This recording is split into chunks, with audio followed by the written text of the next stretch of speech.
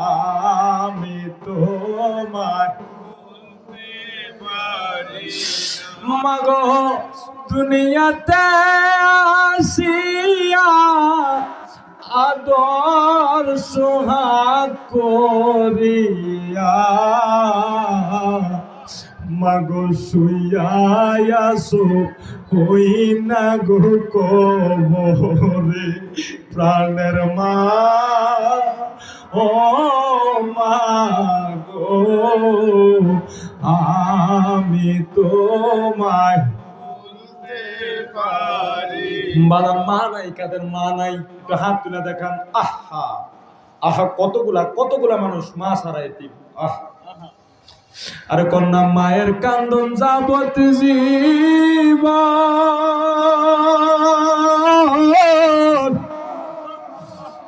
আরে 2-4 মাস শোভনের কান্দন রে,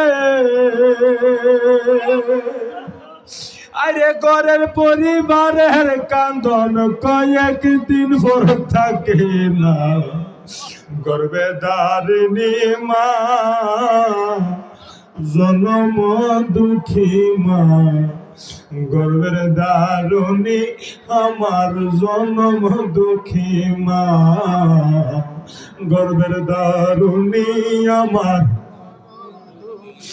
হায়রে 10 মাস 10 দিন মায়ে গর্বে ঠিল ঠাই, আরে রক্ত মাংস খাইয়া মায়ের ভবে আইলাম ভাই।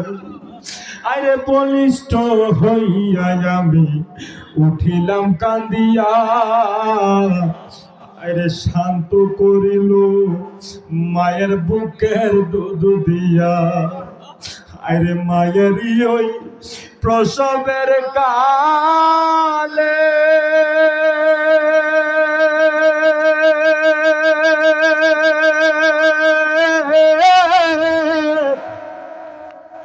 ও মায়ের বুক বাসাইয়া নয়ন জলে রে, আরে মায়েরই ওই প্রসবের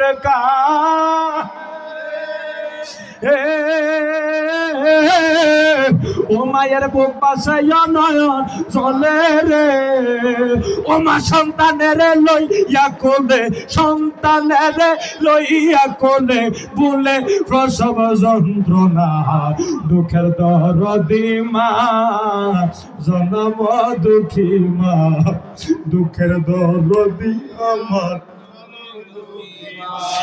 এ কালিয়াজুরির যুবক দে তোর পাও দুটা গায়া দে, আমি জুনাইদ রেজা জিব্বা দিয়া তোর পাও গুলা চাইটা পরিষ্কার কইরা দিমু। তারপরও হাতে ধইরা বইলা যায়, তারপরও পায়ে ধইরা বইলা যায় রে যুবক, মার মনে কষ্ট দিস না রে যুবক, বাবার মনে কষ্ট দিস না রে যুবক, কারণ বউ হারাইলে বউ পাবি, মা হারাইলে মা পাইবি না। দুনিয়ার সব কিছু হারাইলে পাবি রে, ফুফি হারাইলে ফুফায় আর একটা বিয়া করলে ফুফি পাবি, কিন্তু মায় মইরা গেলে বাবার একটা বিয়া করলে মা পাবি না মা। এ বন্ধুরে, এবার ওই আল্লাহর নবী মুসা পয়গম্বর তাকা দেখলো রে, ওই বৃদ্ধ মা ডারে গিয়া হামজা কইরা দইরা কান্না করতেছে, কয় মা মা গো সারাটা দিন গো মা অনেক কষ্ট করছি মা, ব্যবসার কাজে বাইর হয়ে গেছি গো মা, তোমারে সময় দিতে পারি নাই গো মা, তোমারে খেদমত করতে পারি নাই মা গো, তুমি বুঝি আমার উপরে রাগ করছো গো মা।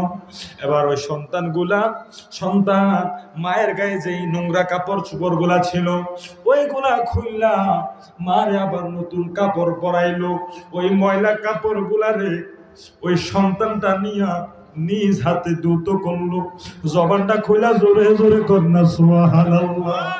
আজকে দেখা যায় রে,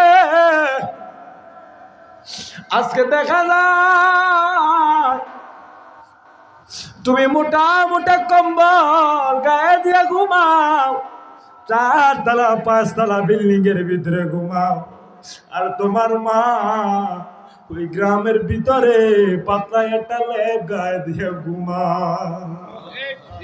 তারপরেও আল্লাহর দরবারে হাত তুলে দোয়া করে, আল্লাহ তুমি আমার ছেলেটারে ভালো রাখো, তুমি আমার মেয়েটারে ভালো রাখো। এটার নাম ওই বাবা মা। আরে মা বাবার কথা মতো যেজন চলে না, আরে মা বাবার কথা মতো যেজন চলে না, আল্লাহ নবীজির দয়া তারা পাবে না কোনা, আল্লাহ নবীজির দয়া তারা। আমরা বাংলাদেশের একটা বক্তা ছিল তোফাজ্জল হোসেন বৈরবী, মনে আছেন আপনারা?